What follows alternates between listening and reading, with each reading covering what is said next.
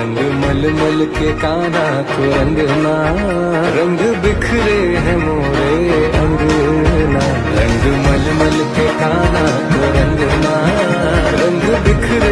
হোলি হলো রঙের উৎসব। হিন্দুদের উৎসব ছাড়াও এটি একটি প্রাচীন উৎসব যা বহু বছর ধরে পালিত হয়ে আসছে। প্রতি বছর ফাল্গুন পূর্ণিমার দিনে ধুমধাম করে পালিত হয় হোলি উৎসব। হোলিকে রঙের উৎসবও বলা হয়ে থাকে, যা ফাল্গুন মাসের পূর্ণিমা তিথিতে উদযাপিত হয়। এই বছর হোলি উৎসব 25শে মার্চ 2024 তারিখে অনুষ্ঠিত হবে। এছাড়াও হোলি মন্দিরের উপর ভালোর জয় হিসেবে পালিত হয়ে থাকে। কিন্তু আপনি কি জানেন হোলির ইতিহাস কি? কেন একে বসন্ত উৎসব বা কাম উৎসব বলা হয়ে থাকে? তবে চলুন আজকের ভিডিওতে আপনাদের হোলির ইতিহাস সম্পর্কে জানানো যাক। হোলির বর্ণনা অনেক প্রাচীন ধর্মীয় গ্রন্থে পাওয়া যায়। জৈমিনীর পূর্ব মীমাংসা সূত্র এবং নারদ পুরাণ, ভবিষ্যৎ পুরাণ এবং বিভিন্ন গ্রন্থে এর বর্ণনা পাওয়া যায়। হোলি একটি প্রাচীন উৎসব হিসেবে বিবেচিত হয়। হোলি উৎসবকে হোলিকা ও ফাল্গুন নামে পরিচিত। পৌরাণিক ও ধর্মীয় কাহিনী অনুসারে হোলি উদযাপনের কাহিনী দুষ্ট রাজা হিরণ্যকশিপুর সঙ্গে সম্পর্কিত, যিনি ছিলেন বিষ্ণুভক্ত প্রহ্লাদের পিতা। তিনি নিজেকে অত্যন্ত শক্তিশালী মনে করতেন এবং কঠোর তপস্যা করার পর তিনি ক্ষমতাবান হওয়ার বড় পেয়েছিলেন, কিন্তু তিনি তার ক্ষমতার অপব্যবহার করেছেন। কিন্তু পুত্র প্রহ্লাদের স্বভাব ছিল পুত্রের চেয়ে সম্পূর্ণ ভিন্ন। তিনি দিনরাত ভগবান বিষ্ণুর ভক্তিতে মগ্ন থাকতেন। প্রহ্লাদের স্বভাব দেখে বাবা হিরণ্যকশিপু রাগ করতেন।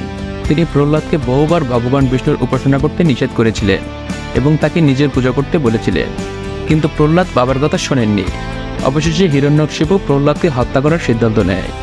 তিনি তার বোন হোলিকাকে প্রহ্লাদকে কোলে নিতে বলেছিলেন, কিন্তু ভগবানের মহিমা এমন ছিল যে হোলিকা আগুনে পুড়ে ছাই হয়ে গেল। প্রহ্লাদ হোলিকার কোলে বসে ভগবানের নাম জপতে থাকেন, তাই তার কিছুই হয়নি। এরপর ভগবান বিষ্ণু হিরণ্যকশিপুকে বধ করেন। এ কারণেই হোলির উৎসবটি শতাব্দীর পর শতাব্দী ধরে মন্দিরের উপর ভালোর জয় হিসেবে উদযাপিত হয়ে আছে এবং হোলিকা দহন হোলির একদিন আগে হয়ে থাকে। এছাড়াও হোলি হিন্দুদের অন্যতম প্রধান এবং প্রাচীন উৎসব। এর ইতিহাস এতই পুরনো যে এটি যীশু খ্রিস্টের জন্মের বহু শতাব্দী আগ থেকে পালিত হয়ে আসছে।